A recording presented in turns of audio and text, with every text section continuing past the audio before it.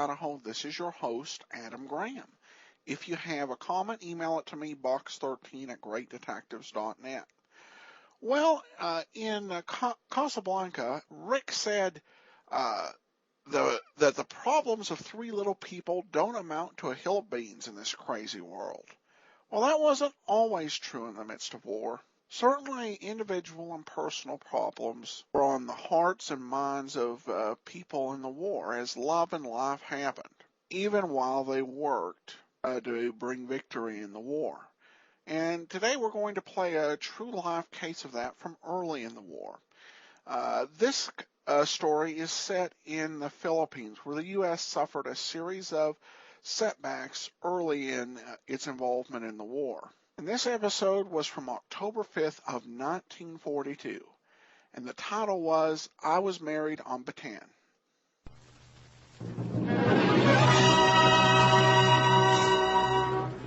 Starring Madeline Carroll in an original radio play entitled I Was Married on Bataan on the Cavalcade of America, sponsored by the DuPont Company, maker of better things for better living through chemistry.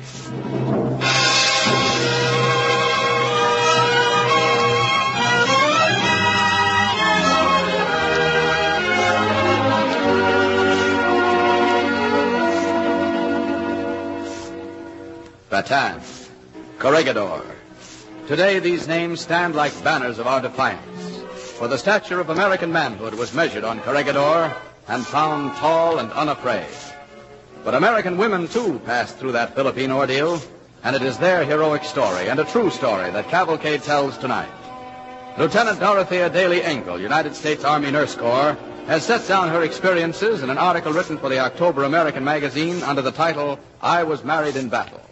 In a radio play written by Arthur Miller and based on Lieutenant Engel's own record of events, the DuPont Company presents Madeline Carroll as Lieutenant Dorothea Engel in I Was Married on Bataan on the Cavalcade of America.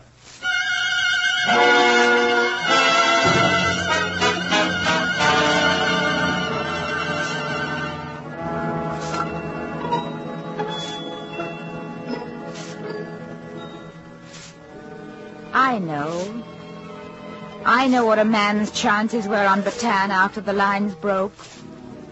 And yet, he is alive somewhere on those islands. He did not die. I know. My name is Dorothea Daly Engel, First Lieutenant, United States Army Nurse Corps. I sailed for the Philippines on an Army transport on June the 6th, 1941, with 20 other nurses. It was pleasant there near Clark Field. During the day we did our work, routine, plenty of supplies, and not many patients. At night sometimes there was music and dancing. I remember the music they played that night. I'll never forget that song.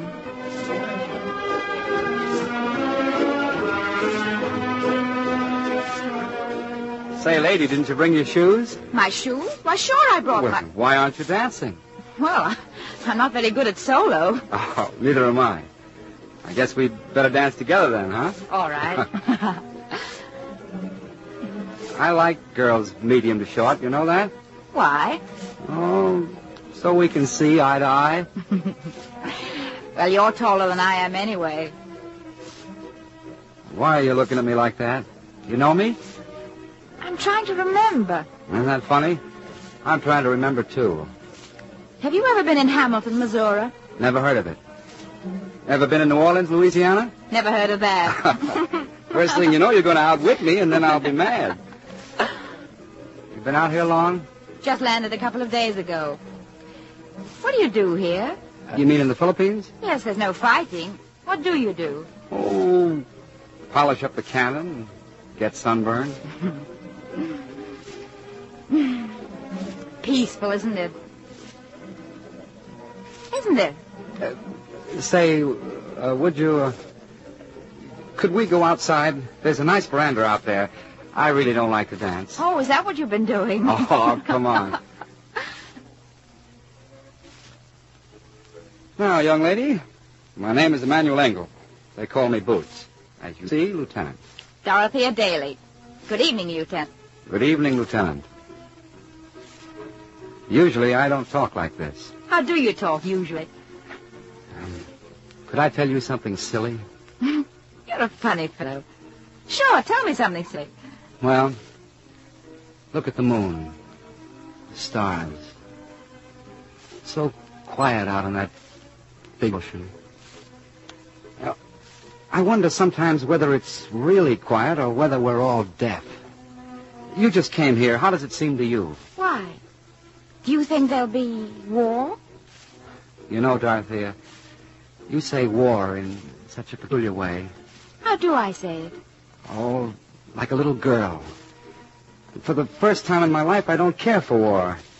Looking at you, the sound of the word makes me very cold inside. But you're a soldier. Always. I always want to be a soldier, but right now I just... Let's go inside. Sure, let's. Well? Please don't talk about war anymore tonight. Oh, I'm sorry. I didn't mean to get you down. No, it's just that I suddenly feel in a terrible hurry, as though all of us should be running somewhere. Maybe it's just the moon. Yes, it's so terribly red. Come on, let's go inside.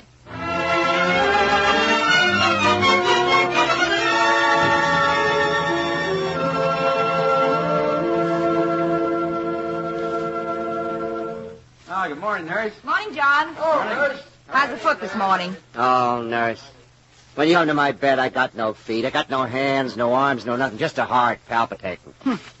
Smoking too much you are, young man. Let me see the foot. Here. Ain't it a beauty? When are we going to get married, Lieutenant? Doctor will have to look at this swelling. Oh, that's no fair. I made a date for Saturday night. Marrying me today, date with somebody else Saturday night. What do you want, perpetual reconnaissance duty? Good morning, Aunt. Good morning, Doctor. Will you look at his foot? It's swollen. Sure. How'd you sleep, soldier? That's all I do around here. Can't I get out? Oh! That hurt? Hurt? No. Oh! That hurt? No. I just got hiccups. Well, you're not getting out of that bed for a week. Now, just try to occupy yourself. Time can pass quickly enough. See you later. Okay. Guy would think I had 7 different kinds of influenza or something. My! Look at all those planes. Now, don't try and get off the bed. Oh, let me see him, will you? I love him. Well, all right. Just lean on the window here.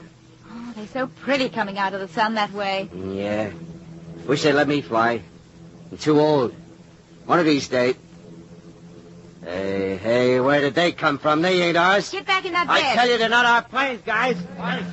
Get all the patients out of here and under the building. Look at them. They're putting on their uniforms. They won't stand Now, up listen, there. you men. You're going below the building. Yeah, I'm going back to my outfit. You can't shoot no chaps in a hospital. All right, nurse. Wheel the ones that can't walk. Get them under the building. Hurry now. There'll be wounded coming here.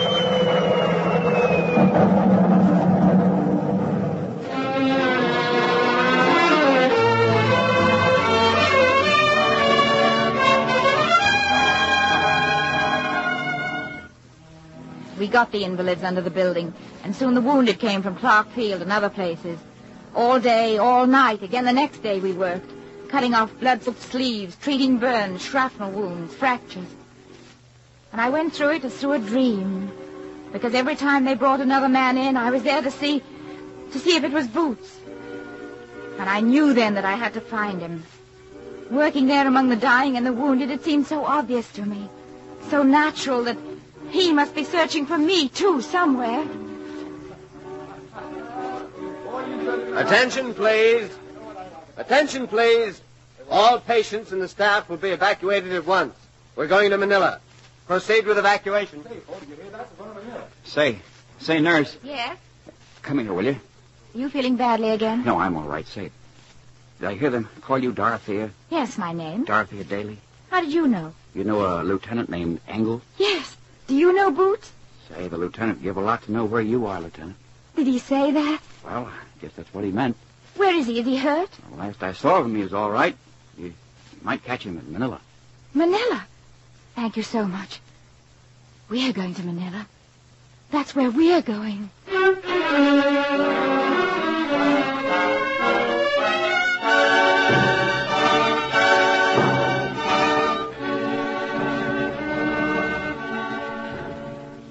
When we arrived in Manila, I went to all the barracks I knew of. He was not there. I looked into every truck that passed, every car. There was only one place left, the officers' club. I headed that way. And walking through Manila, it suddenly seemed so strange that I should be searching in the middle of a war for a man I hardly knew. And yet I was so sure that, had he been killed, I would mourn him the rest of my life. Every time I turned a corner, I wanted to halt and wait, afraid that in a moment he would pass where I had just been. I ran toward the officers' club. I ran along the streets as though I could catch him before the war did. Everything was moving so fast, so terribly, terribly fast.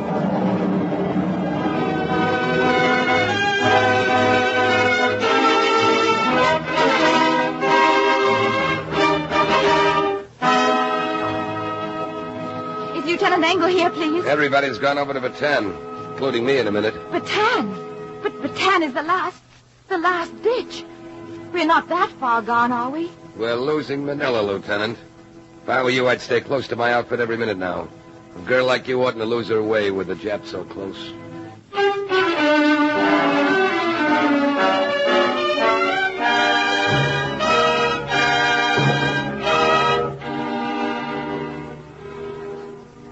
I hurried back to my headquarters. Now it seemed so silly and unreal. Like a dream where you grasp a thing and it evaporates in your hands time after time. And I saw now what before was not so clear. The war.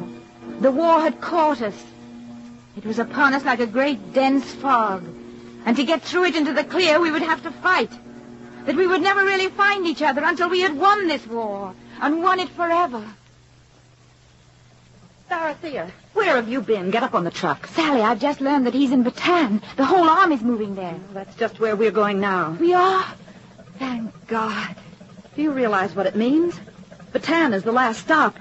After this, there's no room for retreating. We came here to work, not weep. What are you going to do? Work.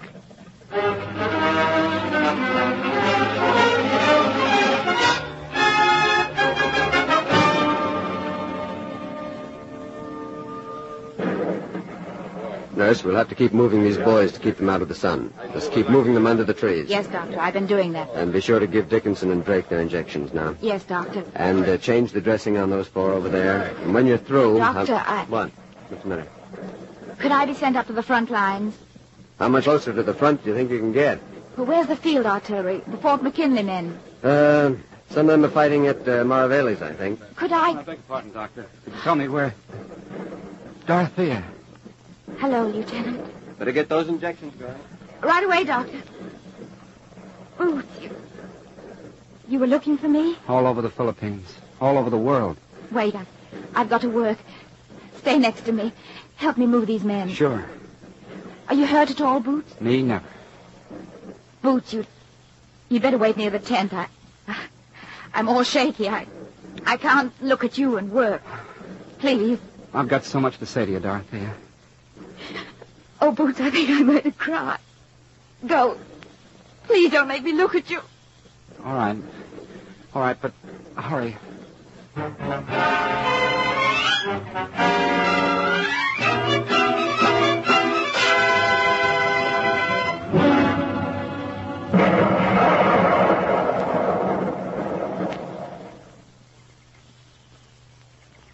Listen.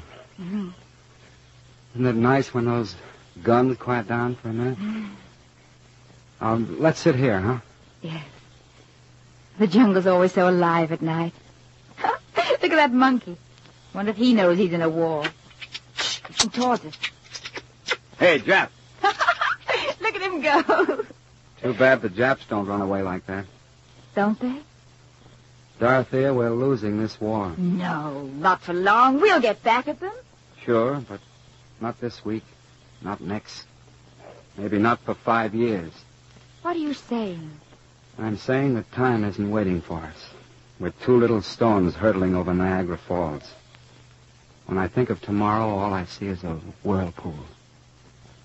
Dorothea, we're being licked right now, this minute. We'll never hold the Philippines. Boots, don't say that.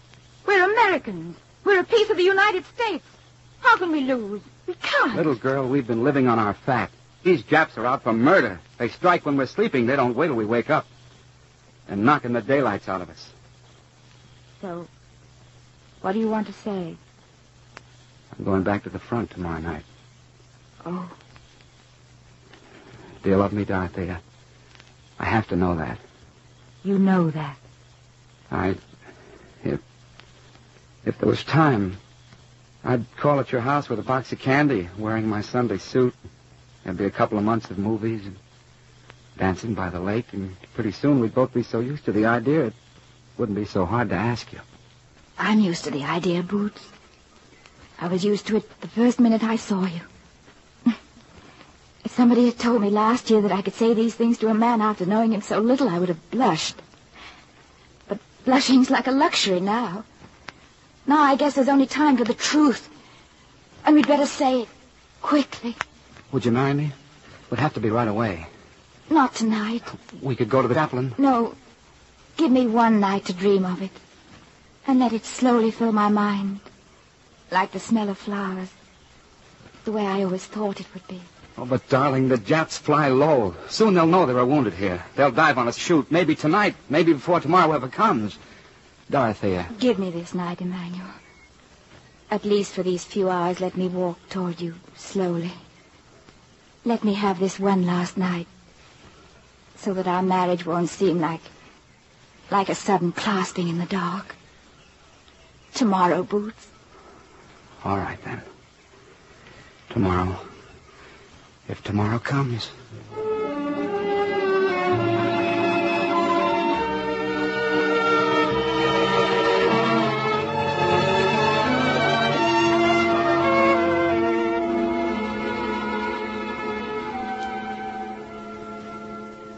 You are listening to Madeline Carroll in I Was Married on Bataan, the true story of Lieutenant Dorothea Engel on the Cavalcade of America, sponsored by DuPont.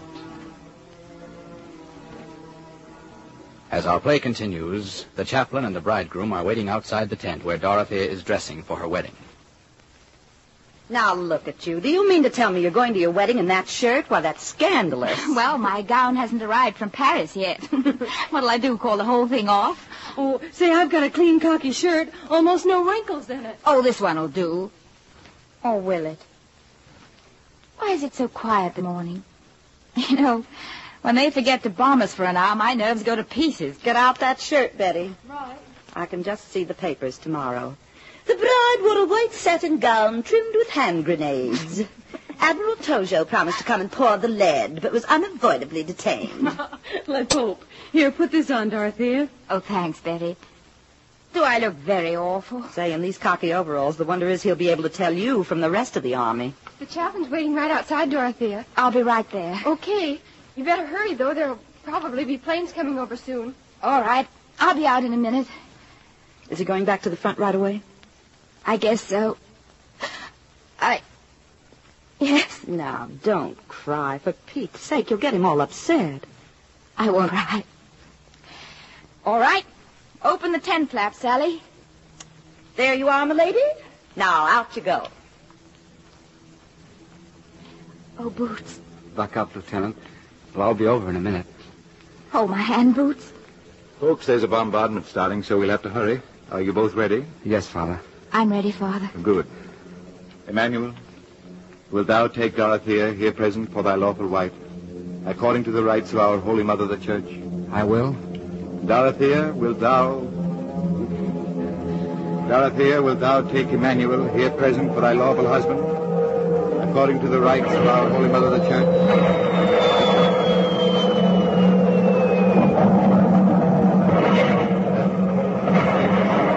For better, for worse, for richer, for poorer, in sickness and in health, till death do us part. Till death do us part.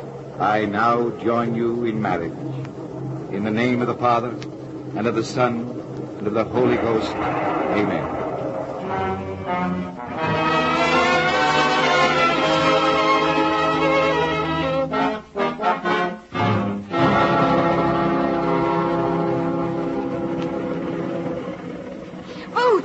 Boots! Here I am. Take it easy, Mrs. Boots. Hey, catch your breath. Oh, I thought you'd go before I could get away. Well, I've only got about 1 minute. I heard our lines are breaking. They say that... Lady, you don't seem to realize Lieutenant Engel is moving up to the front. Good news from now on. Oh, Boots, be careful, won't you? Don't catch cold. Listen, Whatever happens, no matter what you hear about me, only believe one thing. Yes, Boots. I'm coming back to you. Wherever you are in all the world, I'll find you again. That's all you're going to believe. You promise? I promise. Now tell me to go. Go in the truck, Lieutenant. We're off. Tell me, Dorothea. Say it. Go. Go and beat them. Knock them out of the sky. Push them back into the sea. Goodbye. Goodbye, Boots. Beat them. Beat them. Hey, Dorothea, what are you standing here for? I've been looking all over for you. We got to pack. Pack? No, Come on, will you? We're leaving Bataan tonight. They're shipping us across the bay to Corregidor. Then we've lost Bataan. For a while, I guess. I can't leave him here, Sally. How will I find him again with an ocean between us? We've got work, Dorothea. There's no time to talk like this. Time. We must count our lives in seconds, he said. I guess now our time's run out.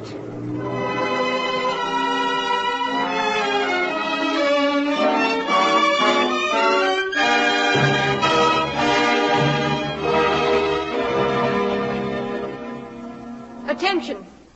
All nurses are now to go to the elevator. You'll be taken to the surface of the rock. The boats are already up there, unloading the wounded men from Bataan. We're under a full-scale air attack right now. When you reach the surface, go about your work. Take cover only if the planes come directly over. Otherwise, do your duty.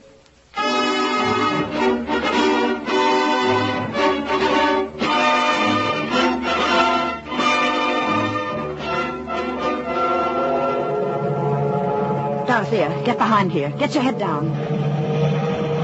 You all right? Yes. Come on. Let's get them off that boat.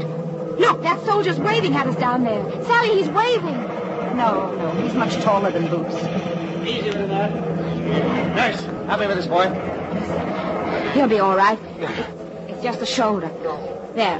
Put him down there. That's better. Better get these arrows out. Right. There we are. Better hurry with these men. Captain. Yes. Did you know a Lieutenant Engel, artillery? No, I never heard the name.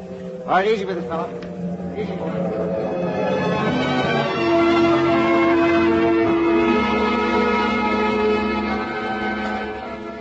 We worked all night taking them off the boat.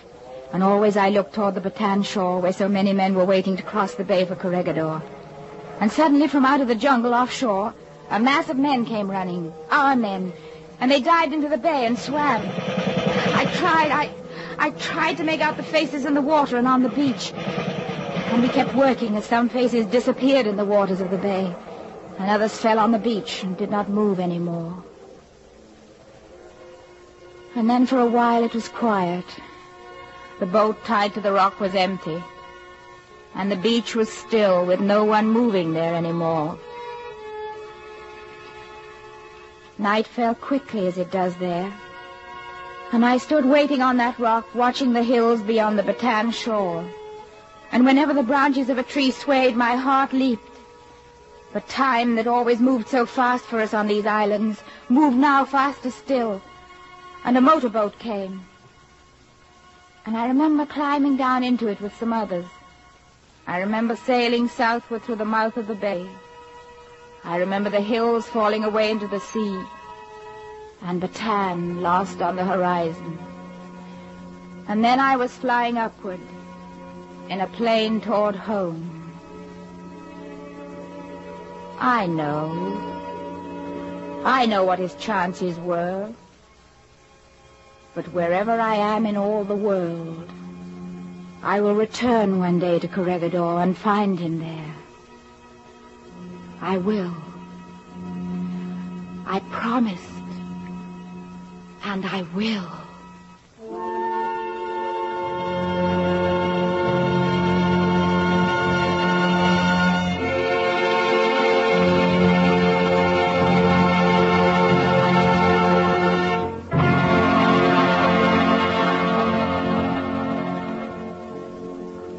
Thank you, Madeline Carroll.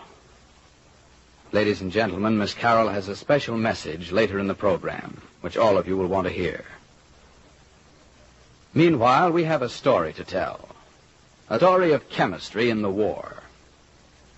The propeller shaft of an ocean-going vessel is packed with a square braided cord. And this braided packing, the highest grade, has generally been made of long fibered flax.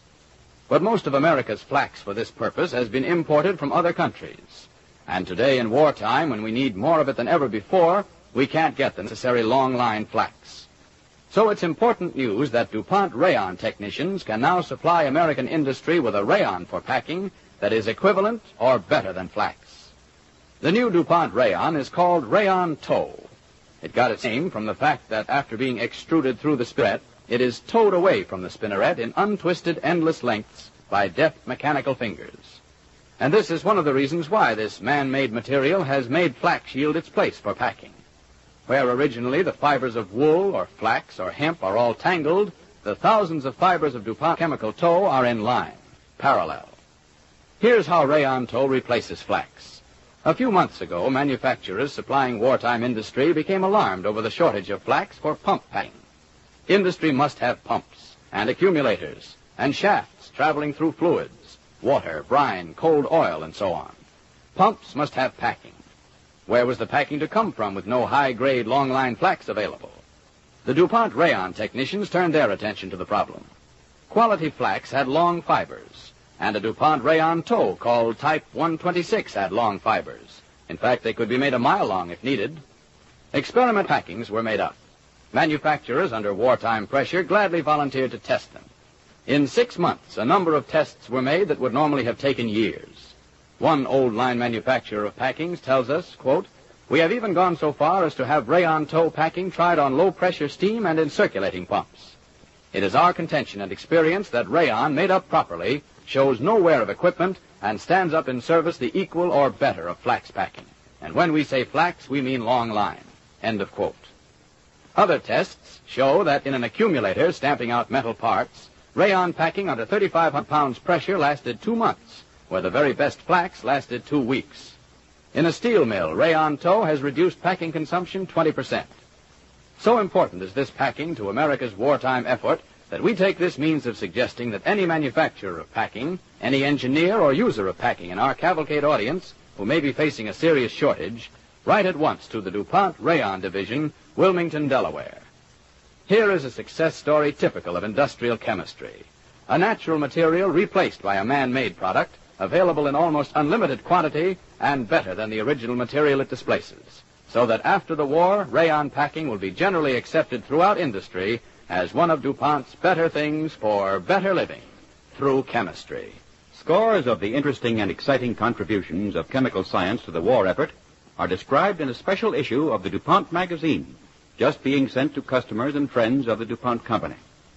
To our Cavalcade listeners who would like an exciting behind-the-scenes glimpse of chemistry at war, the DuPont Company will be happy to send a copy of this DuPont magazine free of charge.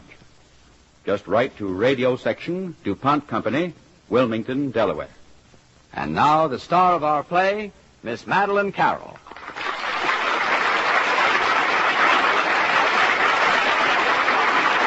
Thank you. A play is usually finished with its last line, but not our play of tonight. The story of American nurses will go on through this night and all the days of war that await us. The immediate need for trained and experienced nurses who will serve with either the Army or Navy is acute. If you are a graduate registered nurse, single and under 40, won't you enroll for service with the armed forces and inscribe your name on this roll of honor? Your Red Cross chapter can give you details. In the name of those heroines of Corregidor, offer your services now. Thank you.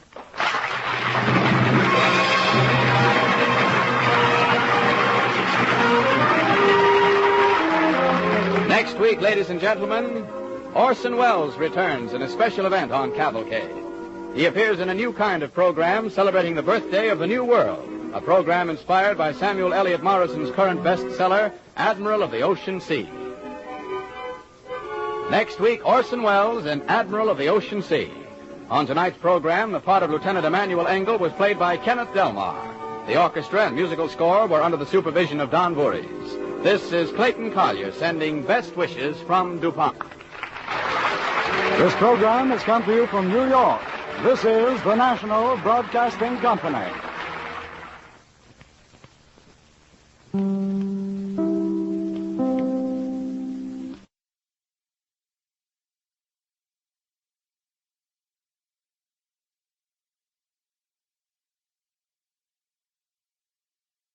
Welcome back. Well, a version of this story, which isn't in circulation, was broadcast on Words at War, and starring Tallulah Bankhead in the lead role. And I love Tallulah Bankhead, but it's hard to see her in this type of role. Madeline Carroll definitely did a great job dramatizing this. The one thing I wondered after listening to this program is what happened to Dorothea and Manny. And I did some research and I found a copy of the Quan. It was a it's a newsletter from 2005 by the American Defenders of Bataan and Corregidor. And they have her obituary in it. She passed away in 2004 on July the 2nd.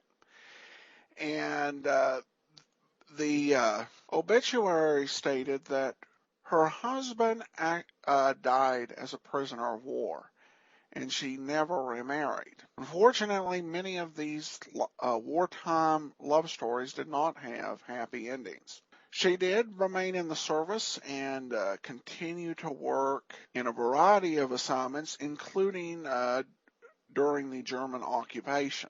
She was honorably discharged with the rank of captain and had a long career stateside, most notably working as a nurse in the doctor's office for her brother Frank Daly from 1951 to 87. And so we salute and honor Captain Engel in her service to her country. That will do it for today. If you have a comment, email me, box13@greatdetectives.net. I welcome your story or that of loved ones who served during World War II. Ken Curlin provides our opening theme music, kencurlin.com. I am your host, Adam Graham. This series is provided as a service of the Great Detectives of Old Time Radio, greatdetectives.net.